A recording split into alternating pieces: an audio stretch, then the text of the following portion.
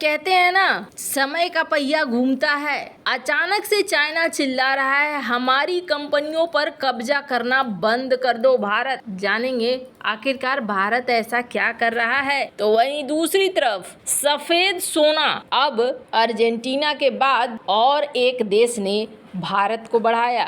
Geopolitics में बहुत कुछ चल रहा है, हमेशा की तरह जानने को मिलेगा बहुत कुछ। आइए जानते हैं इन खबरों को विस्तार से। भारत ने अर्जेंटीना में लिथियम की खोज और माइनिंग प्रोजेक्ट के लिए एक समझौते पर जनवरी में हस्ताक्षर किए थे और ये प्रोजेक्ट अगर सफल होता है तो भारत को लिथियम के 5 ब्लॉक मिल जाते हैं, वो भी अर्जेंटीना में। सिर्फ अर्जेंटीना ही नहीं, और भी कई जगह भारत देख रहा है। अर्जेंटीना की सबसे बड़ी सरकारी स्वामित्व वाली खनन कंपनी है कैमियन। इनके रिपोर्ट के मुताबिक देश के लिथियम समृद्ध कैटामार्का प्रांत के गवर्नर राउल जलील ने इस साल भारत आने की उम्मीद है। मीडिया रिपोर्ट्स के मुताबिक राउल जलील की प्रस्तावित भारत यात्रा इसलिए बेहद खास मानी जा रही है क्योंकि इससे लिथियम के एक विश्वसनीय स्रोत को सुनिश्चित करने की भारत की पहल को बढ़ावा मिलेगा। लिथियम इलेक्ट्रिक वाहनों की बैटरियों में एक महत्वपूर्ण तत्व है। भारत ने इसी साल 15 जनवरी को अर्जेंटीना में लिथियम की खोज और खनन परियोजना के लिए एक समझौते पर हस्ताक्षर किए थे। खान मंत्रालय के मुताबिक इस समझौते से लिथियम सोर्सिंग के लिए भारत के प्रयासों को और ज्यादा प्रोत्साहन मिलेगा। खनिज विदेश इंडिया लिमिटेड काबिल 5 लिथियम ब्लॉकों की खोज और विकास का कार्य शुरू करेगा। खान मंत्रालय के बयान में कहा गया कि ये भारत की किसी सरकारी कंपनी की पहली लिथियम खोज और खनन परियोजना है। KBIL काबिल अर्जेंटीना के कैटामार्का प्रांत में स्थित लगभग 15,703 हेक्टेयर क्षेत्र को कवर करते हुए 5 लिथियम ब्राइन ब्लॉकों कोर्टाडेरा 1, कोर्टाडेरा 7, कोर्टाडेरा 8, काटो 2022 और कार्टोडेरा 6 में खोज और विकास कार्य शुरू करेगा। बयान में कहा गया कि KBL कैटामार्का अर्जेंटीना में एक शाखा कार्यालय स्थापित करने की तैयारी कर रहा है और इस प्रोजेक्ट की लागत है 200 करोड़ रुपए। मिंट की एक रिपोर्ट के मुताबिक चीन की जिजियान माइनिंग ग्रुप जैसी कई वैश्विक कंपनियों ने अर्जेंटीना के लिथियम बाजार में कदम रखा है। चीनी कंपनियों ने बोलीविया और चिली में भी अपनी उपस्थिति दर्ज की है। चीन, ऑस्ट्रेलिया और लैटिन अमेरिका में विदेशी आपूर्तिकर्ताओं से बड़ी मात्रा में लिथियम को खरीदता है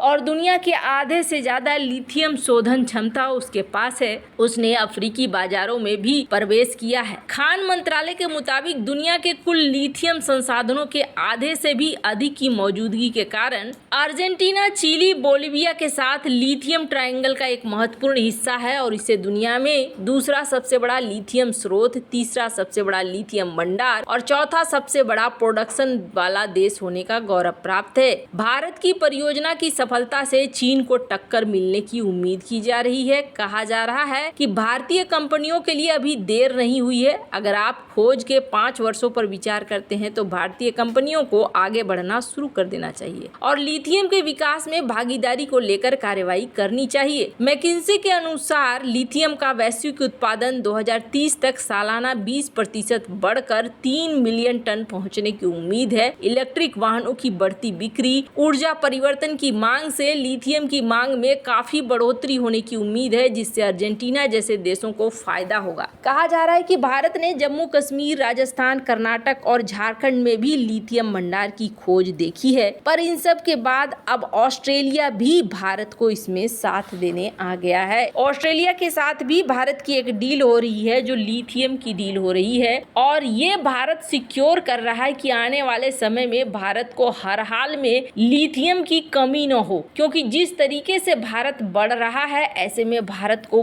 बहुत ज्यादा जरूरत होगी। काबिल को बनाया ही गया है, इसीलिए काबिल मतलब कि खानजी विदेश इंडिया लिमिटेड, जिसका निर्माण ही इसलिए किया गया ताकि देश ही नहीं विदेशों में भी जहां ऊर्जा के भंडार है, भविष्य के ऊर्जा के भंडार, वहां से कांटेक्ट किया जा सके और यहाँ भारत को एक बड़ी उपलब्धि मिल रही है। जहां एक तरफ ये सब कुछ हो रहा है, वहीं दूसरी तरफ चाइना टेंशन में क्यों आ गया है। गलवान हिंसा के बाद भारत और चीन के बीच सीमा पर तनाव अपने चरम पर है। भारत और चीन दोनों ने लद्दाख से लेकर अरुणाचल प्रदेश की सीमा तक 50-50 हजार से ज्यादा सैनिक तैनात किए हैं। चीन ने भारतीय सीमा पर तोप से लेकर फाइटर जेट तक तैनात किए हैं। चीन की मिसाइलें भी भारत की ओर मुंह करके तैनात है। वहीं भारत ने भी चीन के किसी दुस्साहस का करारा जवाब देने के लिए बड़े पैमाने पर तैयारी कर रखी है। इस तनावपूर्ण माहौल के बाद भी चीन की कंपनियां भारत का मोह छोड़ नहीं पा रही है। यही नहीं, चीनी सरकार को अब डर लगने लगा है कि भारत उसका विकल्प बन रहा है। इस आशंका के बाद भी चीनी कंपनियां भारत में न केवल बनी हुई हैं बल्कि निवेश को बढ़ा रही हैं। विश्लेषकों का कहना है कि भारत का इतना बड़ा उभरता हुआ बाजार है जिसका विकल्प अब चीन के पास नहीं है। ऑब्जर्वर रिसर्च फाउंडेशन की एक रिपोर्ट के मुताबिक चीन को इस बात का डर सता रहा है कि चीनी कंपनियां भारतीय बाजार की खातिर तेजी से मेक इन इंडिया को अपना रही हैं। इससे चीनी कंपनियां भारत के चीन का स्थान लेने का मुहिम को आगे बढ़ा रही है। चीन दुनिया की फैक्ट्री कहा जाता है और अब पश्चिमी देशों की कंपनियां भारत की ओर रुख कर रही हैं। चीन और भारत के बीच साल 2020 में गलवान हिंसा के बाद से तनाव बना हुआ है। कई दौर के बातचीत के बाद भी सीमा विवाद नहीं सुलझा है। इसका असर अब चीनी कंपनियों में भी देखा जा रहा है। कई चीनी कंपनियों के ऊपर जांच चल रहा है। इन सब के बाद चीनी कंपनियां भारत का मोह नहीं छोड़ पा रही हैं। भारत के एफडीआई पर सख्ती के बाद चीनी कंपनियां तीसरे देश के रास्ते भारत में निवेश कर रही हैं। कहा जा रहा है कि चीनी कंपनियों की भारत में बाढ़ आने के पीछे 3 प्रमुख कारण हैं। पहला, चीन के पास इस समय विनिर्माण की क्षमता जरूरत से ज्यादा हो गई है। वहीं घरेलू बाजार सिकुड़ रहा है। चीन के बाजार में कंपटीशन बढ़ता जा रहा है। कई कंपनियों के लिए अपना अस्तित्व बचाना मुश्किल हो रहा है। ऐसे में उनके पास केवल अंतर्राष्ट्रीय बाजार में कूदने के अलावा और कोई रास्ता नहीं बचता है। दूसरा, भारतीय बाजार का आकार इतना बड़ा हो गया है, अब चीन की कंपनियां उसे अनदेखा नहीं कर पा रही हैं। चीनी कंपनियों के पास भारत जैसे बाजार का कोई विकल्प नहीं है। भारत का ऐसा तंत्र है कि यहाँ आना और यहाँ के बाजार से निकलना दोनों बहुत आसान है। तीसरा कारण यह है कि चीनी प्रोडक्ट ऐसे हैं कि वे पश्चिमी देशों के बजाय भारतीय बाजार को शूट करते हैं। यही वजह है कि चीनी कंपनियों को लगता है कि उनके लिए भारतीय बाजार में ज्यादा अच्छा भविष्य है। चीनी एक्सपर्ट का कहना है कि भारत टारगेट करके लगा रहा है प्रतिबंध, जिससे चीनी बिजनेस को बहुत ज्यादा नुकसान पहुंचाया जा रहा है। इससे बौखलाई चीनी सरकारी मीडिया ने भारत के खिलाफ अभियान चलाना शुरू कर दिया है। भारत को विदेशी निवेश का कब्रिस्तान बताना शुरू कर दिया है। चीनी मीडिया का कहना है कि भारत चीनी कंपनियों पर कब्जा कर रहा है या चीनी कंपनियों का राष्ट्रीयकरण कर रहा है। हालांकि चीन की सरकार अभी कुछ नहीं कह रही है। चीन ने भारत के खिलाफ कोई कदम नहीं उठाया है। इसकी वजह यह है कि चीन को पता है कि वो अर्थव्यवस्था और व्यापार में भारत पर बढ़त रखता है। चीन आज भारत का सबसे बड़ा व्यापारी साझेदार देश बन गया है। चीन को यह पता है कि भारत के तमाम प्रतिबंधों के बाद भी भारतीय बाजार चीनी कंपनियों के विकास के लिए बहुत जरूरी है। इसके विपरीत चीन चाहता है कि भारत सीमा विवाद को द्विपक्षीय आर्थिक और व्यापारिक संबंधों से अलग रखे। चीन लगातार कह रहा है कि भारत साल 2020 के पहले आर्थिक आदान प्रदान को फिर से बहाल करे। चीनी एक्सपर्ट को लगता है कि भारत का मेक इन इंडिया मुहिम रंग ला रहा है। स्थानीयकरण बढ़ रहा है। ये ऊर्जा, वाहन, बैटरी, केमिकल और दवाओं में हो रहा है। भारत आज चीन के बाद दुनिया का दूसरा सबसे बड़ा मोबाइल निर्माता है। वैसे आपको क्या लगता है इन सब मामले में, आपकी क्या राय है? कमेंट कर जरूर बताएं। जल्द मिलते हैं अगले वीडियो में नई खबर के साथ।